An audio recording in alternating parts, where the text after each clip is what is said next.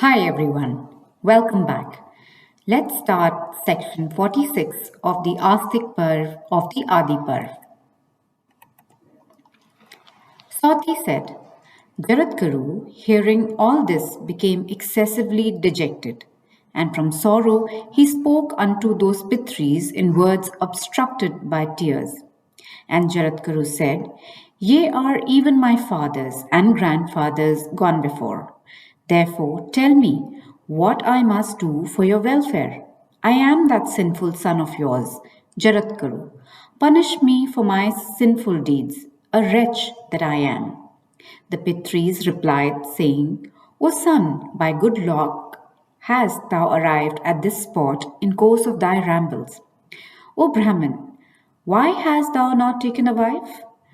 Jaratkaru said, Ye Pitris, this desire hath always existed in my heart that I would, with vital seed drawn up, carry this body to the other world.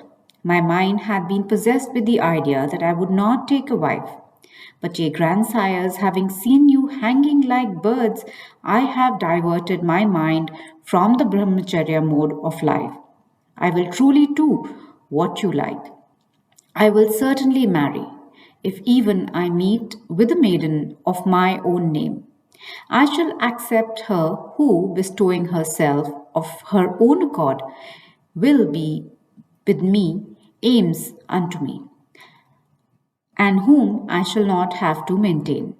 I shall marry if I get such a one, otherwise I shall not. This is the truth, ye grandsires, and the offspring that will be begot upon her shall be your salvation.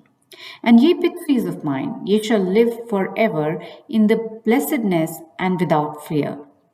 Sati continued, The Muni having said so unto the Pitris wandered over the earth again. And O Sonak, being old, he obtained no wife.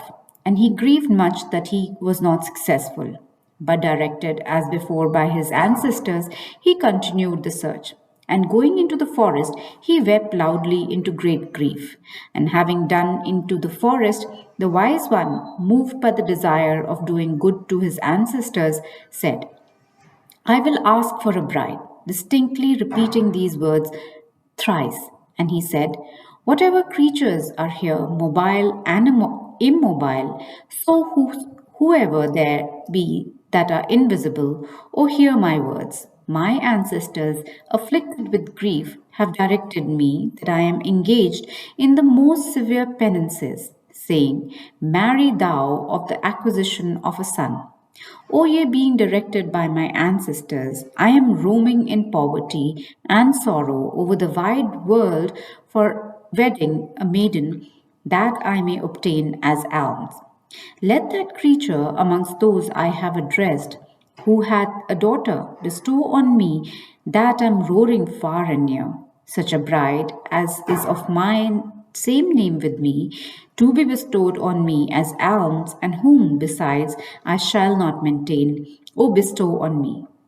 Then those snakes that had been set upon Jaratkaru's track, ascertaining his inclination, gave information to Vasuki. And the king of snakes, hearing their words, took with him that maiden decked with ornaments, and went into the forest unto that rishi. And O Brahman, Vasuki, the king of the snakes, having gone there, offered that maiden as alms that high souled rishi. But the rishi did not accept her, and the rishi, thinking her not to be of the same name with himself, and seeing that the question of her maintenance also was unsettled, reflected for a few moments, hesitating to accept her. And then, O son of Bhrigu, he asked Vasuki the maiden's name, and also said unto him, I shall not maintain her. Next section, section 47. Sati said, Then Vasuki spake into the rishi Jaratkaru these words, O best of Brahmins, this maiden is of the same name with thee. She is my sister, and hath ascetic merit.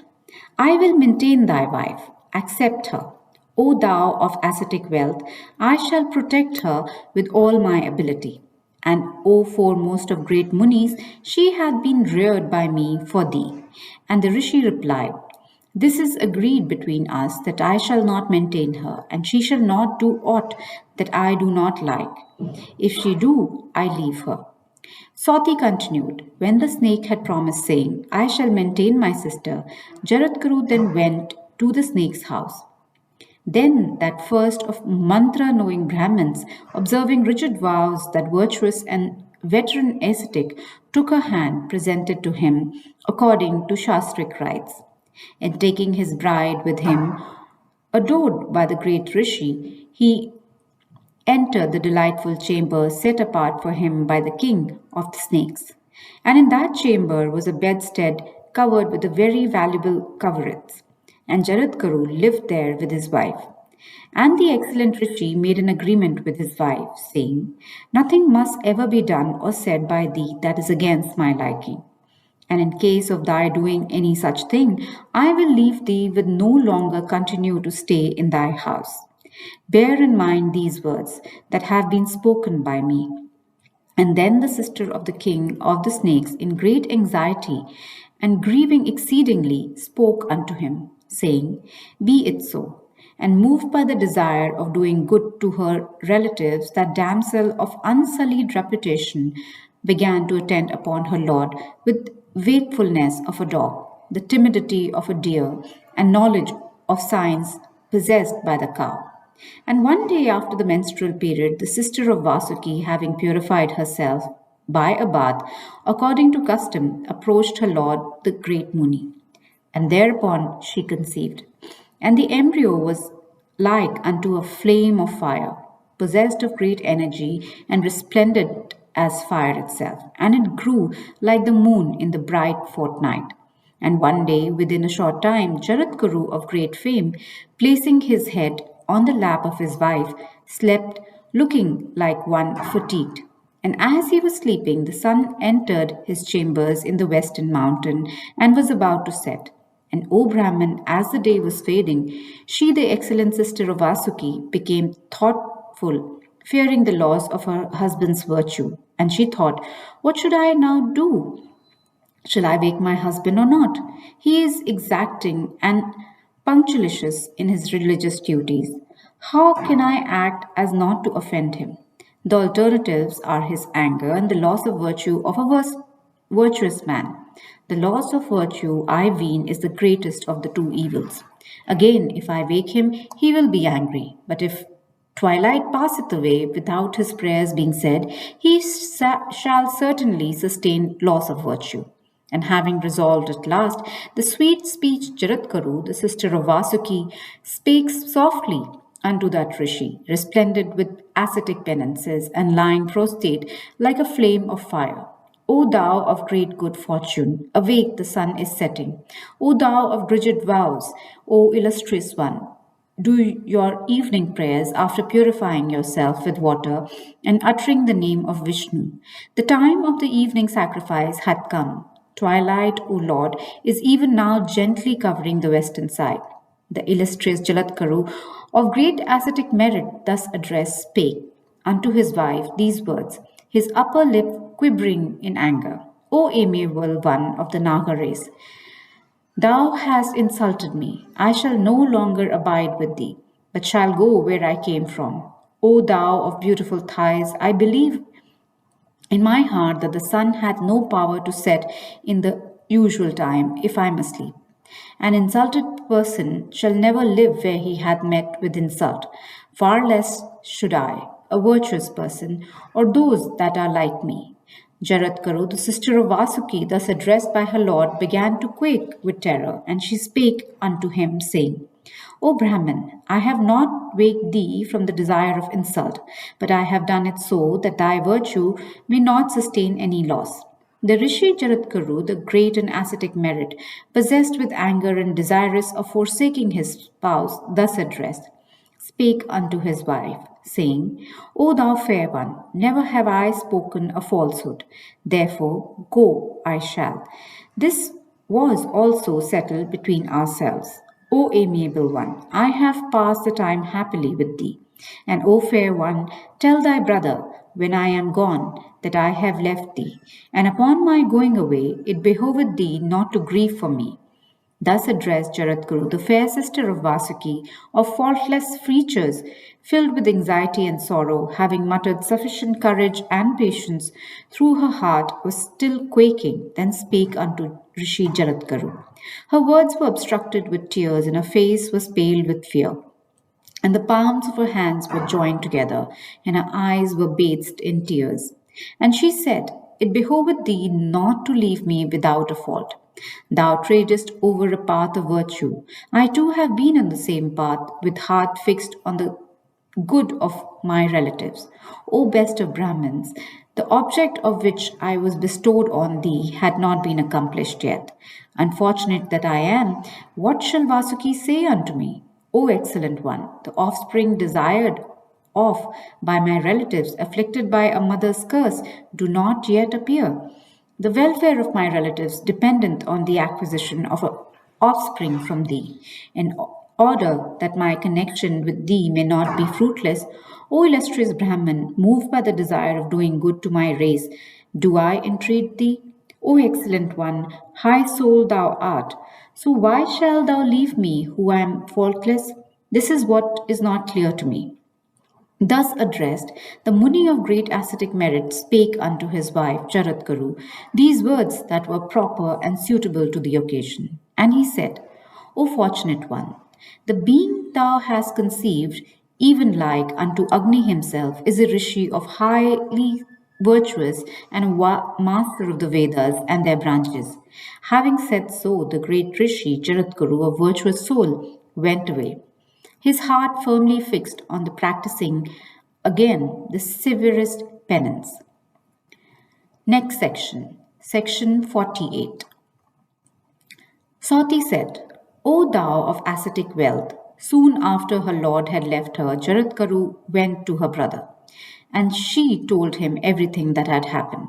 And the prince of snakes, hearing the calamitous news, spake into his miserable sister, himself more miserable still.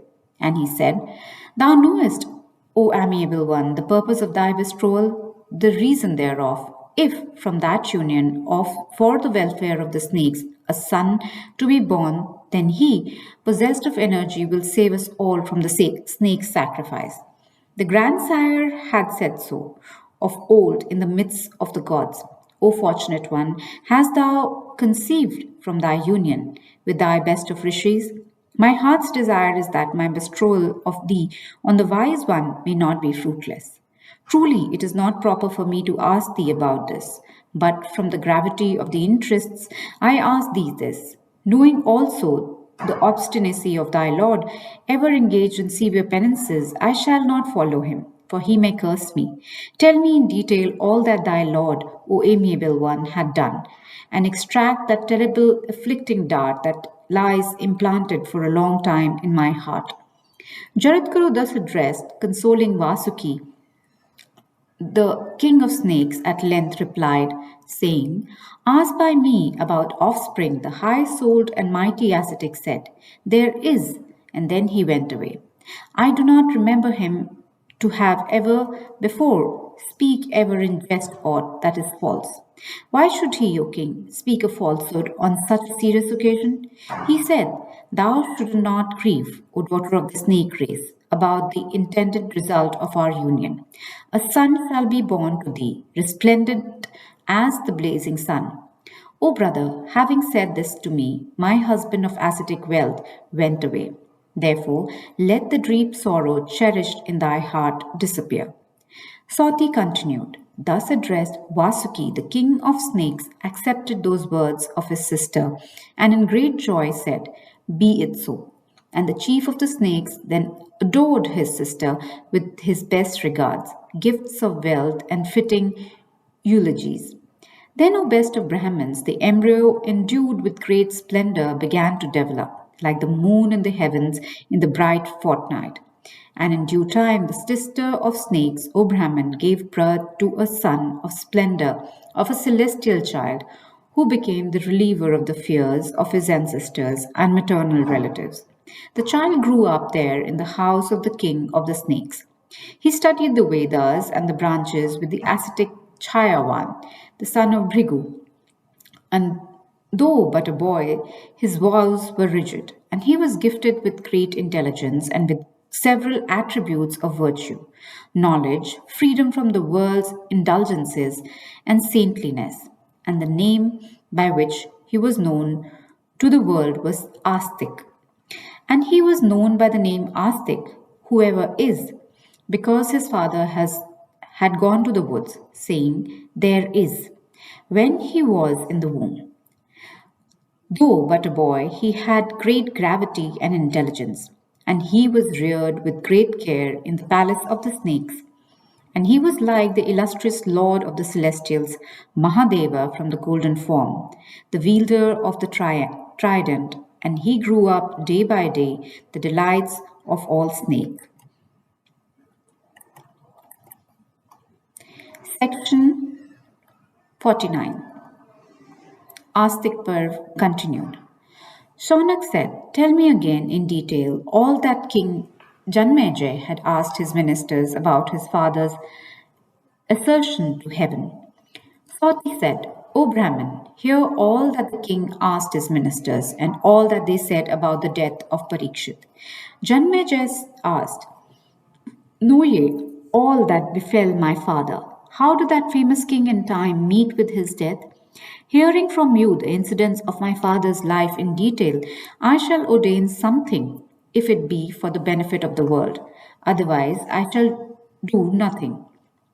The minister replied, Hear, O monarch, what thou hast asked, that is, an account of thy illustrious father's life, and how also that King of Kings left this world. Thy father was a virtuous and high souled, and always protected his people. O hear how that high souled one conducted himself on earth. Like unto an impersonation of virtue and justice, the monarch, cognizant of virtue, virtuously protected the four orders, each engaged in discharge of their specified duties, of incomparable prowess and blessed with fortune. He protected the goddess earth. There was none who hated him, and he himself hated none. Like unto Prajapati, Brahma, he was equally disposed towards all creatures. O monarch, Brahmins, Kshatriyas, and Vaishyas, and Shudras, all engaged contentedly in the practices of their respective duties, were impartially protected by that king. Widows and orphans, the maimed and the poor, he maintained. Of handsome features, he was unto all creatures like a second Soma, cherishing his subjects and keeping them contented, blessed with great fortune, truth telling, of immense prowess.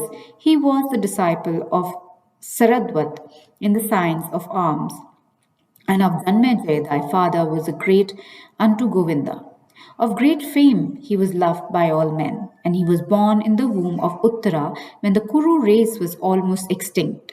And therefore the mighty son of Abhimanyu came to be known as Parikshit, born in an extinct line. Well versed in the interpretation of treatises on the duties of king, he was gifted with every virtue. With passions under control, intelligent, possessing retentive memory, the practicer of all virtues, the conqueror of his six passions of powerful mind, surpassing all, fully acquainted with the science of morality and political science, the father had ruled over these subjects for 60 years. And he then died, mourned by all his subjects. And after him, O first of men, thou hast acquired his hereditary kingdom of the Kurus for the last 1,000 years. Thou wast installed where by a child and art thus protecting every creature. Dharmedes said, Here hath not been born in our race a king who had not sought the good of his subjects, or been loved by them. Behold, specially the conduct of my grandsires, ever engaged in great achievements. How did my father, blessed with many virtues, meet his death? Describe everything to me as it happened. I am desirous of hearing it from you. Sati continued, Thus directed by the monarch, those counsellors, ever solicitous of the good of the king, told him everything exactly as it had occurred. And the counselors said, O king, that father of thine, that protector of the whole earth, that foremost of all persons obedient to the scriptures, became addicted to the sport of the field, even as Pandu of the mighty arms, that foremost of all bearer of the bow in the battle. He made over to us all the affairs of the state, from the most trivial to the most important. One day, going into the forest, he pierced a deer with an arrow, and having pierced it, he followed it quickly on foot into the deep woods, armed with sword and a quiver. He could not, however, come upon the lost deer. 60 years of age and decrepit, he was soon fatigued and became hungry. He then saw in the deep woods a high souled rishi. The rishi was then observing the vow of silence. The king asked him about the deer, but though asked, he made no reply. At last, the king, already tired with exertion and hunger, suddenly became angry with the rishi, sitting motionless like a piece of wood in observance of his vow of silence. Indeed, the king knew not that he was a Muni observing the vow of silence. Swayed by anger, thy father insulted him. O excellent one of the Bharata race, the king of thy father, taking up from the ground with the end of his bow a dead snake, placed it on the shoulders of that Muni of pure soul. But this Muni spake not a word good or bad, and was without anger. He continued in the same posture, bearing the dead king. With this, we come to an end to this section of Astik Parv of the Adi Parv of Mahabharat. Don't forget to like and subscribe. Until next time, this is your host, Madhulika Rajahan, signing off.